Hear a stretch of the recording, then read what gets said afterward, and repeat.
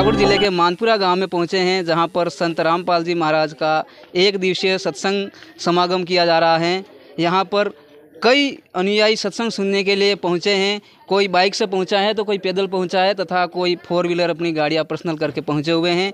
आइए हम जानकारी करते हैं अंदर जाकर और उनसे रूबरू करवाते हैं कि यहाँ पर जो सत्संग किया जा रहा है इसका मुख्य उद्देश्य क्या है तथा जो अंदर की जो व्यवस्थाएँ हैं, जो व्यवस्था कैसे कर रखी है। ऊपर जो बैनर लगा रखा है इस पर लिखा हुआ है विशाल सत्संग समागम जगत गुरु तत्वदर्शी संत रामपाल जी महाराज के मंगल प्रवचन। क्या मंगल प्रवचन है इनके, अंदर जाकर हम जानकारी लेंगे। अंदर जो संत रामपाल जी महाराज के जो अनुयायी खड़े हैं उनसे जानकारी लेंगे कि यहाँ पर क्या कार्यक्रम किया जा रहा है और क्या व्यवस्था कर रखी है। और हम आगे देख रहे हैं यहाँ पर कई बाइक्स खड़ी हैं जहाँ पर पार्किंग सुविधा कर रखी है। यहाँ पर एक सिस्टम से बाइक खड़ी कर रखी है तथा जो 4 व्हीलर गाड़ियाँ आई हुई हैं वह भी सेट कर रखी हैं तथा यहाँ पर जो जूता घर भी बनाया हुआ है और सिस्टम से जूते सेट कर रखे हैं।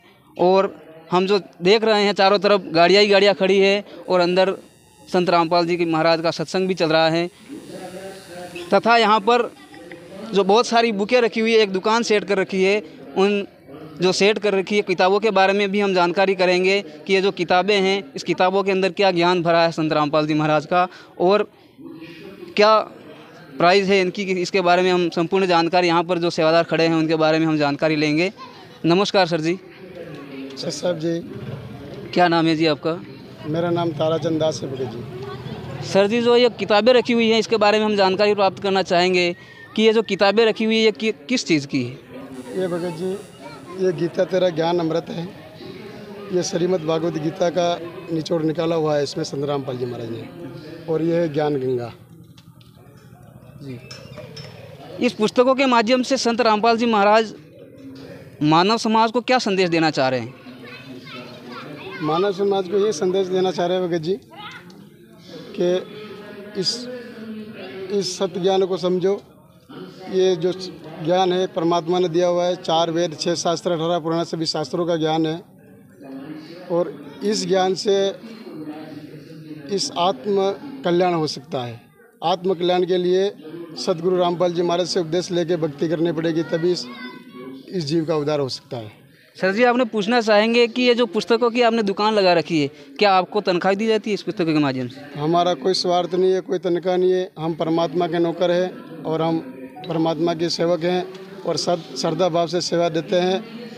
हमारी कोई तनख्वाह नहीं है भगत जी। सर जी, एक जानकारी और लेना चाहेंगे, संत रामपाल जी महाराज का समाज सुधार में मुख्य उद्देश्य क्या है? संत रामपाल जी महाराज का मुख्य उद्देश्य ये है कि विश्व को नशा मुक्त बनाना, भारत को नशा मुक्त बनाना और भारत को दहेज मुक्त बनाना और आत्म कल्याण करवाना, ये सदगुरु रामपाल जी महाराज का उद्देश्य है। दर्शकों, यहाँ पर ताराचंद जी करके जो पुस्तकों के जो सेवादार खड़े हैं उनका कहना है कि इस पुस्तकों के माध्यम से संत रामपाल जी महाराज की जो पुस्तकें हैं उस पुस्तकों के माध्यम से समाज को एक नई दिशा तथा समाज को शास्त्र अनुकूल साधना करवाकर मोक्ष प्राप्त करवाना है। और ताराचंद जी बता रहे हैं कि पुस्तकों के अंदर 4 वेद, 6 शास्त्र, 18 पुराण का निचोड़ इस पुस्तकों के माध्यम से दिया गया है, बताया गया है इस पुस्तक के अंदर। और यह पुस्तकें जो सेवादार खड़े हैं वो प्रचार कर रहे हैं, ना कि कोई किसी भी प्रकार का धंधा कर रहे हैं। आइए हम आगे जानकारी करेंगे। यहाँ पर और बहुत सारे संत रामपाल जी महाराज के अनुयायी खड़े हैं, उनसे और जानकारी लेंगे यहाँ पर जो सत्संग चल रहा है। नमस्कार जी। नमस्कार साहब जी। सर जी, यहाँ पर संत रामपाल जी महाराज का जो सत्संग चल रहा है इसके बारे में हम जानकारी लेना चाह रहे हैं कि ये जो सत्संग है इसका मेन उद्देश्य है, किस उपलक्ष्य में किया जा रहा है? सर, संत रामपाल जी महाराज का जो उद्देश्य है वो नशा मुक्त है, दहेज मुक्त है और रिश्वतखोरी, भ्रष्टाचार पर उनका पूर्ण रूप से बैन है। और समाज में जो फैली हुई कुरीति है उनको समाप्त करने के लिए संत रामपाल जी महाराज बहुत प्रयत्न कर रहे हैं। और उन्हीं के पद चिन्हों पर चलते हुए हम यहाँ मानपुरा गांव में संत रामपाल जी महाराज का सत्संग रखा है और इसमें गांव वालों का भी बहुत सहयोग है। और दहेज मुक्त शादी होती है और बहुत अच्छा प्रोग्राम चलता है संत रामपाल जी महाराज का। जी, एक और जानकारी देना चाहेंगे जो दहेज मुक्त शादी के बारे में आप जो बता रहे हैं, दहेज मुक्त शादी के अंदर जो हमारे भारत देश के अंदर दहेज के नाम से बहन बेटियों को बहुत मतलब प्रताड़ित किया जाता है तथा गर्भ के कोख के अंदर भी मार दिया जाता है। ऐसी कई समाचार अखबारों में छपता है। इसके बारे में जो आप अभी बता रहे हैं कि संत रामपाल जी महाराज का मुख्य उद्देश्य बता रहे हैं, समाज में एक दहेज मुक्त जो दहेज एक राक्षस फैला हुआ है उसके बारे में संत रामपाल जी जो ज्ञान दे रहे हैं, इसमें दहेज मुक्त शादियाँ संत रामपाल जी के आश्रम के अंदर भी होती है क्या?